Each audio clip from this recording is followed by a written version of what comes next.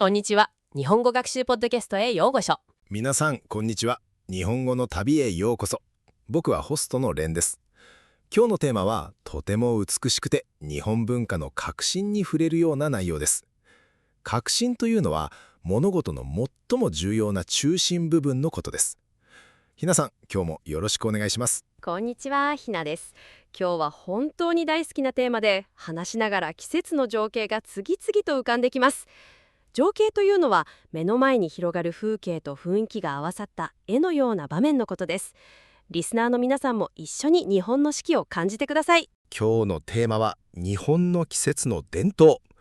日本は四季がとても豊かで、それぞれの季節に独自の行事、習慣、食べ物、風景があります。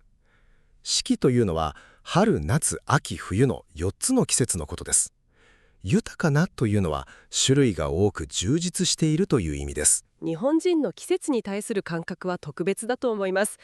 季節感というのはその季節らしい感じ、雰囲気のことです。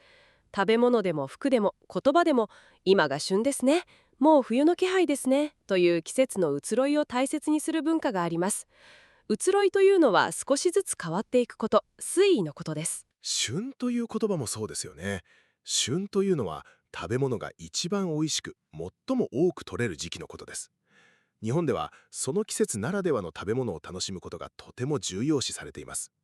では、春から順番に話していきましょう。春といえばまずお花見ですよね。お花見というのは桜の花を見ながら外で食事や会話を楽しむ日本の春の伝統行事です。公園や川沿いにシートを敷いてお弁当や飲み物を持って桜の下で過ごす。これが日本の春の最大のイベントです。お花見は本当に特別ですよね。シートを敷くというのは地面にレジャーシートを広げて座る場所を作ることです。桜の開花時期は桜前線という言葉でニュースに出るくらい国民的な関心事です。桜前線というのは南から北へと桜の開花が進んでいく様子を気象情報として示したものです。桜前線のニュースになると、今年もお花見できるってなりますよね。でも場所取りが大変で場所取りというのは人気の場所を先に確保することです。早朝からシートを敷きに行く人もいます。場所取り、会所の新入社員がやらされることで有名ですよね。新入社員というのはその年に初めて会社に入った新しい社員のことです。朝早くから公園で待機。厳しい洗礼ですね。洗礼というのは初めての経験として受ける試練のことです。桜には物事の儚さを感じさせる美しさがありますよね。儚いというのは長続きせずすぐに消えてしまうという意味です。満開の桜が1週間ほどで散ってしまう、その短い命の美しさをめでる感覚が日本の美意識の根底にあると思います。美意識というのは美しいと感じる感覚や価値観のことです。物の哀れという言葉がありますよね。物の哀れというのは移りゆくものの美しさや切なさに心を動かされる日本の伝統的な美意識を表す言葉です。桜はその象徴ですね。春の行事は他にも何かありますか？3月3日のひな祭り。ひな祭りというのは女の子の健やかな成長を願う行事で、お雛様を飾ります。お雛様というのは平安時代の貴族の装束をまとった人形で、天皇皇后を中心に並べた豪華な飾り物です。ひし餅や白酒などこの日ならではの食べ物も楽しみます。そして5月5日は子どもの日。子どもの日は子どもの成長と幸せを願う祝日で、特に男の子のために鯉のぼりを飾ります。鯉のぼりというのは鯉の形をした大きな布でできた旗のようなもので、風に泳ぐように泳がせます。鯉の滝登りという鯉が強さの象徴であることが由来です。夏の伝統といえばまずお盆ですよね。お盆というのは先祖の霊が1年に一度家に帰ってくると信じられている時期で、8月中旬に行われる日本の伝統的な仏教行事です。家族が集まり先祖を迎えるために提灯を灯したりお墓参りをします。お盆は死者を思う大切な時間ですよね。墓参りというのは亡くなった人のお墓に花や線香を持って訪れることです。お盆の時期は日本中で帰省ラッシュが起きて、帰省というのは実家に帰ることで、ラッシュというのは一度に多勢が集中することで、新幹線や高速道路が大渋滞になります。お盆の帰省ラッシュのニュースは毎年おなじみの光景ですよね。でも、お盆の夜の盆踊りは日本の夏の風物詩として最高ですよね。盆踊りというのは、お盆の時期に屋外で行われるみんなで輪になって踊る伝統的な踊りのことです。盆踊り、浴衣を着て参加するのが最高なんです。浴衣というのは夏に着る軽い和服で、お祭りや盆踊りでよく着られます。夜に太鼓の音と一緒に踊る感覚、あれは日本の夏の宝物だと思います。宝物というのは大切にしている、何にも代え難い大切なものです。七夕も夏の大きな行事ですよね。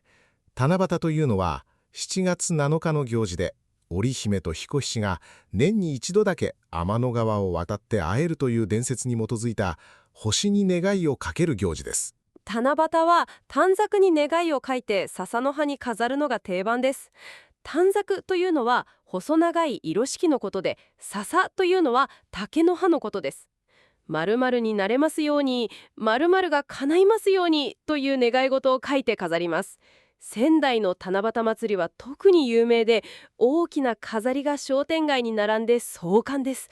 壮観というのはスケールが大きくて圧倒されるような見事な眺めのことです。花火大会も夏の代名詞ですよね。代名詞というのはその物事を象徴する存在、といえばこれという存在のことです。浴衣を着て屋台で食べながら夜空に広がる花火を見上げる、これ以上の夏の体験はないと思います。花火大会の前に場所取りをして、始まったら「たまや!」と叫ぶあの瞬間の一体感が最高ですよね。一体感というのはその場にいる全員が同じ気持ちになって一つになるような感覚のことです。たまやというのは花火が上がった時に叫ぶ伝統的な掛け声です。秋。これも日本では特別な季節ですよね。紅葉という言葉から始めましょうか。紅葉というのは、秋になって木の葉が赤や黄色、オレンジ色に変わる現象のことで、もみじとも言います。紅葉は春のお花見と並ぶ日本の季節の二大イベントと言っても過言ではないですよね。過言ではないというのは、そう言っても言い過ぎではないという意味の表現です。京都の嵐山や日光の紅葉は世界中から観光客が訪れるほど美しい。もみじ狩りという言葉もありますよね。もみじ狩りというのは、紅葉を見に山や公園を歩くことです。狩りというのは本来は動物を取ることですが、日本では美しいものを探し求めて歩く行為にも使います。いちご狩り、潮干狩りなども同じ使い方です。秋の食べ物も最高ですよね。食欲の秋という言葉があるくらいです。食欲の秋というのは、秋は食べ物が美味しくて食欲が増す季節だという意味の表現です。松茸、栗、新米、サンマの塩焼き。新米というのはその年に収穫されたばかりの新しいお米のことです。秋の食材はどれも地味深くて、地味深いというのはじっくりとした深い味わいがあるという意味です。サンマの塩焼き。秋の風物詩ですよね。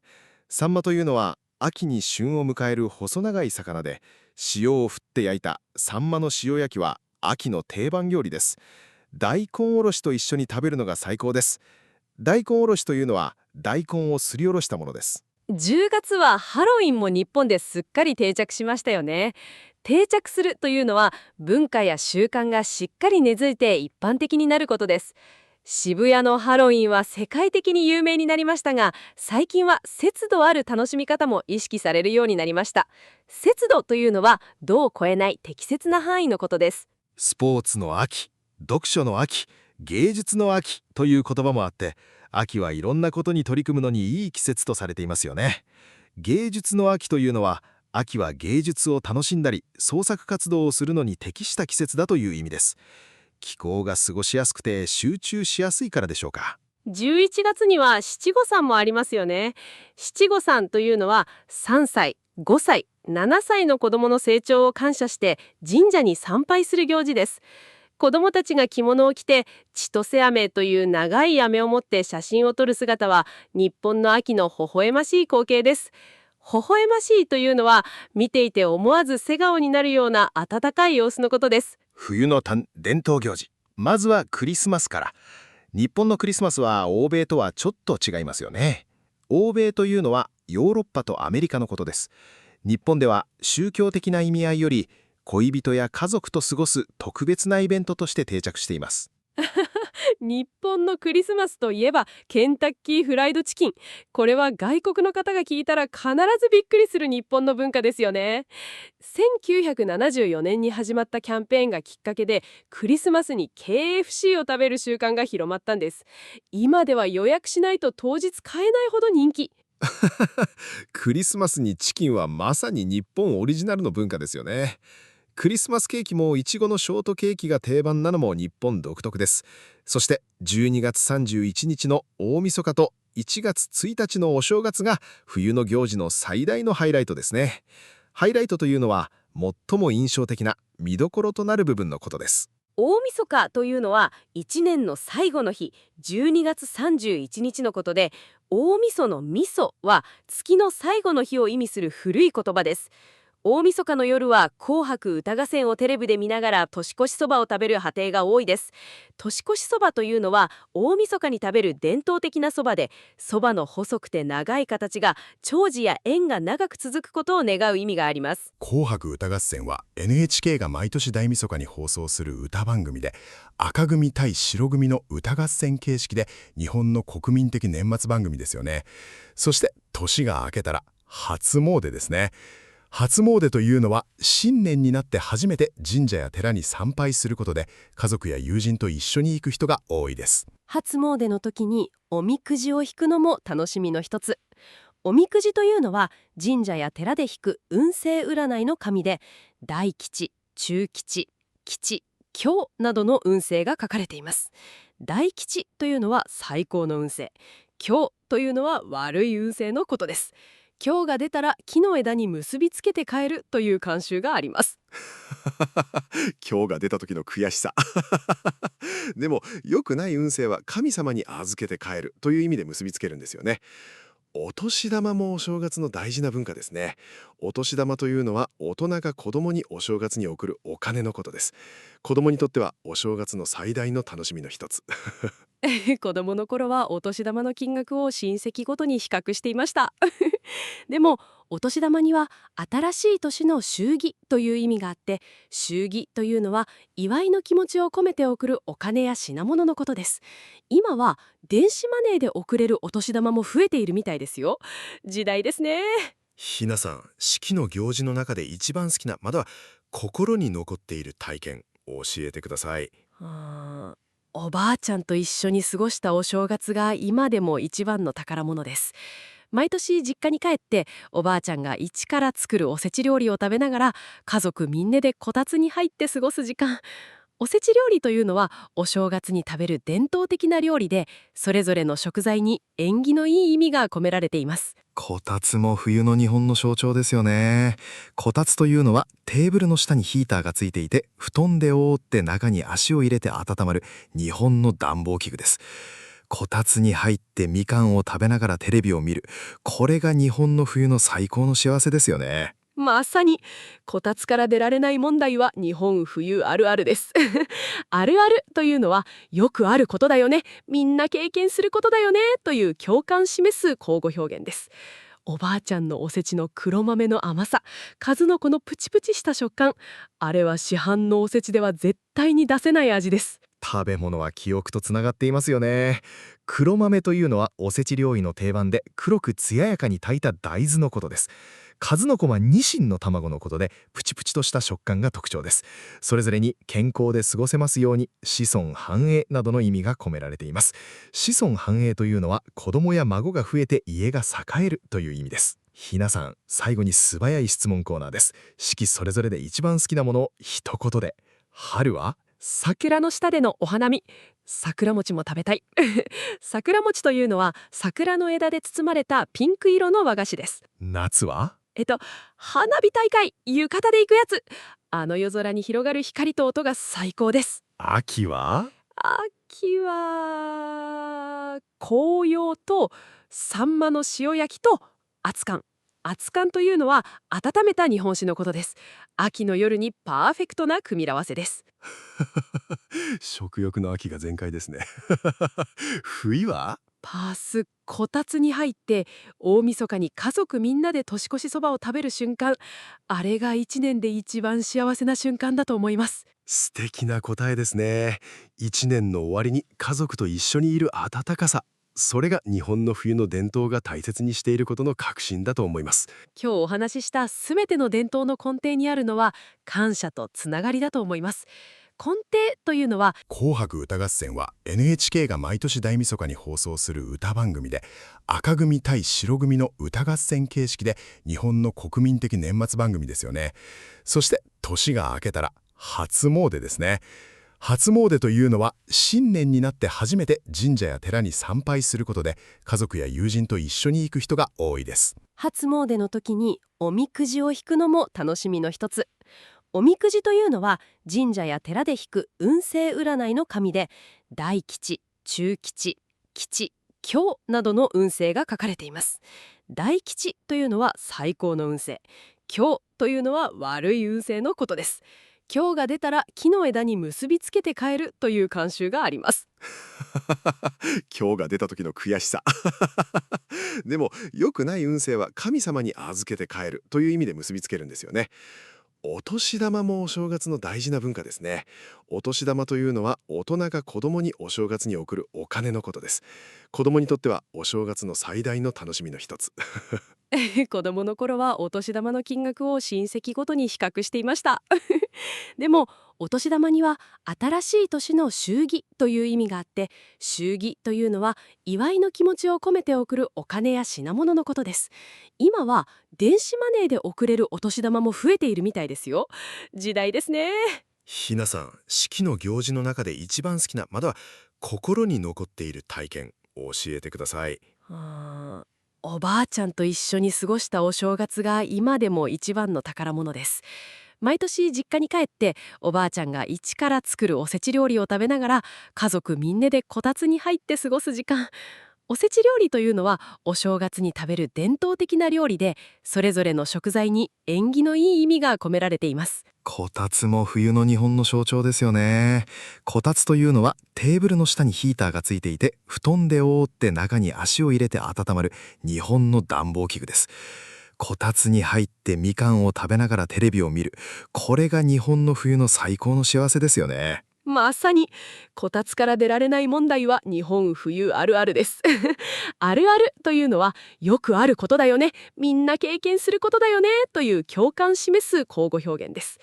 おばあちゃんのおせちの黒豆の甘さ、数の子のプチプチした食感、あれは市販のおせちでは絶対に出せない味です。食べ物は記憶とつながっていますよね。黒豆というのはおせち料理の定番で、黒く艶やかに炊いた大豆のことです。数の子はニシンの卵のことで、プチプチとした食感が特徴です。それぞれに健康で過ごせますように、子孫繁栄などの意味が込められています。子孫繁栄というのは子供や孫が増えて家が栄えるという意味です。ひなさん、最後に素早い質問コーナーです。四季それぞれで一番好きなものを一言で。春は？桜の下でのお花見、桜餅も食べたい。桜餅というのは桜の枝で包まれたピンク色の和菓子です。夏は？花火大会、浴衣で行くやつ。あの夜空に広がる光と音が最高です。秋は？秋は紅葉とサンマの塩焼きと熱燗。熱燗というのは温めた日本酒のことです。秋の夜にパーフェクトな組み合わせです。食欲の秋が全開ですね。冬は？パースこたつに入って大晦日に家族みんなで年越しそばを食べる瞬間、あれが一年で一番幸せな瞬間だと思います。素敵な答えですね。一年の終わりに家族と一緒にいる温かさ。それが日本の冬の伝統が大切にしていることの核心だと思います。今日お話ししたすべての伝統の根底にあるのは感謝とつながりだと思います。根底というのは一番深いところにある基盤、根っこのことです。先祖への感謝、自然への感謝、家族や仲間とのつながりの大切にする気持ちが日本の季節の行事に込められています。今日は日本の季節の伝統というテーマで春夏秋冬それぞれの美しい文化と行事を旅してきました。お花見、七夕、紅葉、お正月、どれも日本の心が詰まった素晴らしい伝統です。ひなさん、今日も本当にありがとうございました。リスナーの皆さん、ぜひ日本の四季を体感しに来てください。どの季節に来ても必ずその季節だけの特別な体験ができます。体感するというのは体全体で感じ取る意味です。日本は一年中旅する価値がある国です。パーフェクトな締めくくりですね。皆さん楽しんでいただけたら高評価と登録、シェアをよろしくお願いします。ではまた次回お会いしましょう。良い季節をお過ごしください。さようなら。良い季節をお過ごしください。最高の挨拶。皆さん、さようなら。またお会いしましょう。